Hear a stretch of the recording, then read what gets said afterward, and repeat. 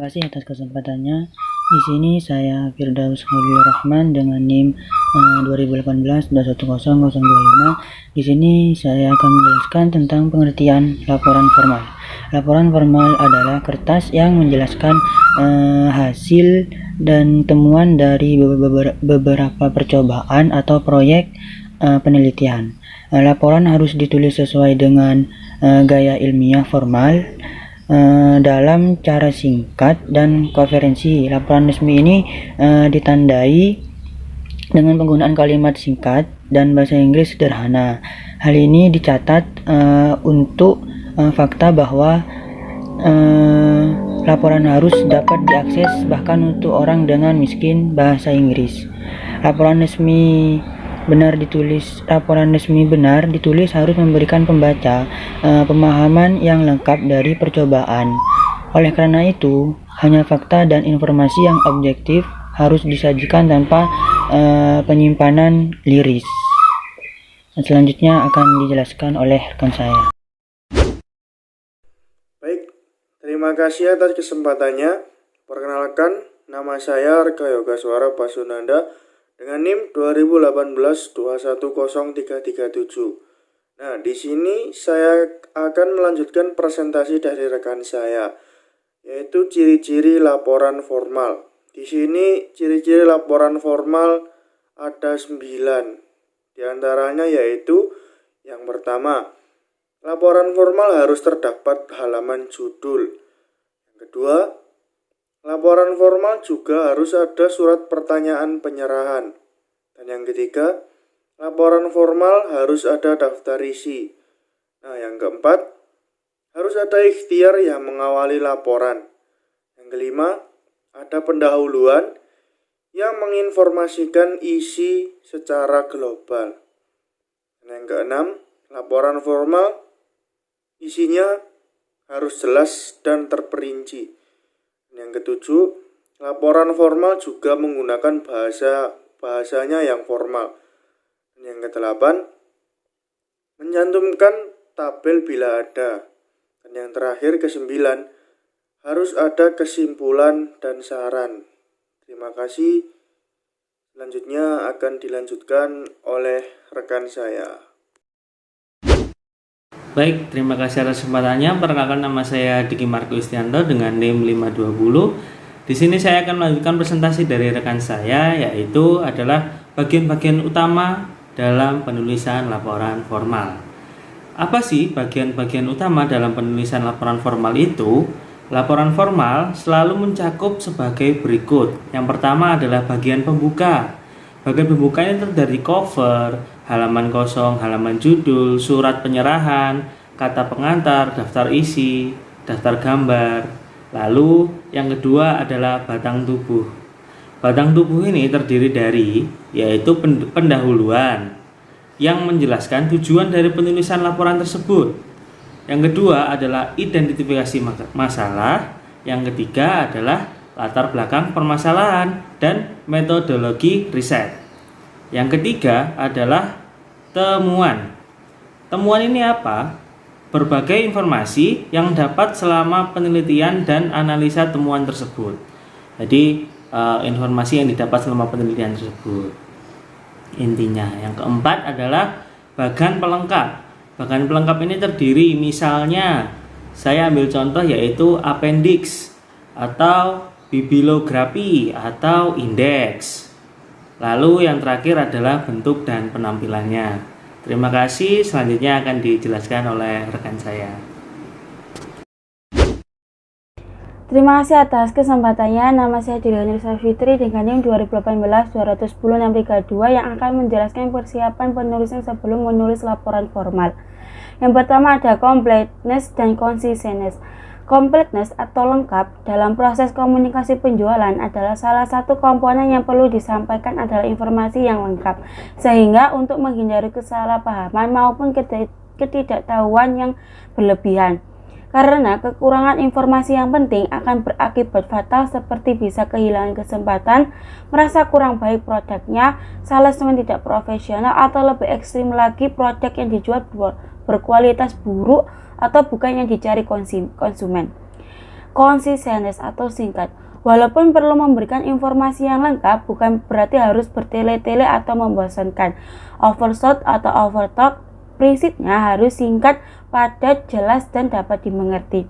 Adapun persiapan penulisan sebelum menulis laporan formal yang completeness dan consisteness adalah sebagai berikut. Yang pertama, mencakup keseluruhan, dibutuhkan fakta yang lengkap dan sesuai dengan tujuan laporan untuk menjawab seluruh pertanyaan pembaca. Yang kedua, mencakup apa, mengapa, kapan, di mana, dan apa, bagaimana yang tepat dengan tujuan penulisan dan pembaca. Yang ketiga yaitu harus dapat menyajikan uraian dengan figur-figur yang lengkap sesuai dengan yang diminta. Yang keempat, menyusun laporan yang mencakup hal yang penting saja sesuai dengan tujuan dan keperluan pembaca. Yang kelima, hindari penulisan yang terlalu panjang, ungkapan usang, perulangan yang tidak perlu, dan penggunaan artikel yang berlebihan. Yang keenam yaitu nyatakan faktor yang menguntungkan dan merugikan yang berpengaruh terhadap situasi yang ada di laporan. Yang ketujuh yaitu masukkan kata pembuka dan bagian tambahan lainnya. Yang kedua yaitu ada concreteness, conviction, objectivity. Concreteness atau konkret, komunikasi yang baik bukan semata-mata dapat menciptakan persepsi positif saja, tetapi juga harus mampu membuktikan bahwa jasa dan produk yang dijual adalah sebuah kebenaran, fakta, bukan semata ilusi. Dengan begitu, semua fitur dan manfaat yang ada di dalam produk dan jasa akan dapat dirasakan oleh pelanggan kita.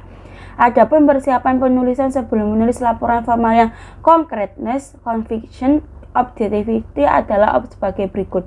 Yang pertama yaitu gunakan kata dan angka yang spesifik, karena hal ini akan lebih memperjelas dan meyakinkan laporan Anda. Yang kedua yaitu nyatakan sumber informasi dalam pendahuluan, batang tubuh atau appendix. Yang ketiga dapat menjamin bahwa sumber tersebut dapat dipertanggungjawabkan. Yang keempat dalam mengutip, mengungkapkan atau meringkas sesuatu hal Anda harus objektif. Yang kelima, mempertimbangkan dengan hati-hati dasar dari kesimpulan laporan Anda. Yang keenam, hindari penulisan yang bersifat emosional. Yang ketujuh, nyatakan fakta yang jujur. Yang kedelapan, gunakan kata benda konkret sebagai subjek kalimat. Yang kesembilan, lebih baik menggunakan kalimat aktif daripada kalimat pasif. Yang kesepuluh, hindari pengandaian yang akan memberikan gagasan yang berlawanan fakta. Yang terakhir, buat kesimpulan dengan fakta yang cukup. Sekian presentasi dari saya. Terima kasih. Assalamualaikum warahmatullahi wabarakatuh. Sebelumnya terima kasih atas kesempatannya. Baiklah, di sini saya akan melanjutkan penjelasan dari rekan saya, yaitu di sini saya akan menjelaskan persiapan penulisan sebelum menulis laporan formal. Yang selanjutnya yaitu adalah clarity atau kejelasan, yaitu kejelasan kita dalam menulis laporan formal. Yang pertama yaitu ada ungkapkan pernyataan kita dengan jelas sehingga memudahkan pembaca untuk mengerti apa yang kita tulis. Yang kedua yaitu memasukkan definisi dengan menggunakan istilah teknis pada bagian pendahuluan, batang tubuh dan atau apendeksi. Yang ketiga itu dalam membandingkan figur, gunakan presentasi, ranking, rasio. Bila terdapat angka, pecahan lebih baik dibulatkan agar lebih dimengerti. Dan yang keempat yaitu gunakan bantuan grafik ataupun gambar dan lain-lain bila hal itu membantu penyajian data kuantitatif Anda. Yang selanjutnya itu sebelum menyajikan grafik sebaiknya didiskusikan dulu secara ringkas kepada rekan-rekan yang bekerja. Dan yang selanjutnya adalah gunakan judul sebagai pedoman pembaca dan harus berhubungan dengan isinya. Selanjutnya itu gunakan kata-kata, peralihan dan ungkap untuk membangun kalimat dan ide. Dan yang terakhir yaitu gunakan kalimat peralihan bila suatu bagian beralih atau berpindah pada bagian lainnya. Yang selanjutnya adalah correctness, yaitu ketepatan dalam menulis laporan formal. Yang pertama itu periksa kembali semua fakta tata bahasa yang ada di dalam laporan formal itu tersebut. Bedakan dengan jelas antara fakta, gagasan, kesimpulan seluruh teks dan bagian akhirnya. Yang selanjutnya itu teliti kembali penyusunan judul dan subjudul. Tulis kesimpulan dengan teliti dan tidak berlebihan. Periksa lagi apakah laporan yang tersebut mempunyai kualitas yang baik. Dilihat lagi dari segi yang lainnya. Selanjutnya itu periksa tata laporan itu apakah cukup menarik. Pada laporan yang panjang, periksa kembali ketepatan semua bagian, kata, pengantar, dan bagian perlengkapan lainnya. Dan yang ke-8 yaitu jangan memasukkan bahan-bahan baru pada bagian akhir. Sekian penjelasan dari saya, selanjutnya akan dilanjutkan oleh rekan saya. Terima kasih. Baik, terima kasih atas kesempatannya. Kenalkan, nama saya Muhammad Dufan Saputra, NIM 2018-10922. Jadi di sini saya akan melanjutkan prestasi dari rekan saya, yaitu consideration dan courtesy. Di sini ada 13 poin. Yang pertama, terapkan suatu keterpaduan yang serasi dalam penelitian Anda. Yang kedua, pilih susunan perencanaan Anda secara induktif atau deduktif untuk mendapatkan reaksi yang efektif dari pembaca. Yang ketiga, susunan topik yang ada dalam laporan batang tubuh pembaca setelah mempertimbangkan kepentingan pembaca. Yang keempat, sesuaikan gaya penulisan dan formalitas laporan dengan keinginan pembaca. Yang kelima, pada laporan yang lebih panjang dan formal, uang ditujukan pada ternama, staf pemerintah, dan lainnya dapat digunakan gaya personal. Yang keenam, dalam hal ini Anda tidak menyebutkan diri Anda sendiri. Yang ketujuh, pada laporan yang lebih formal, Anda dapat menyebutkan Anda sebagai penulis dan asisten Anda sebagai staf peneliti atau lainnya.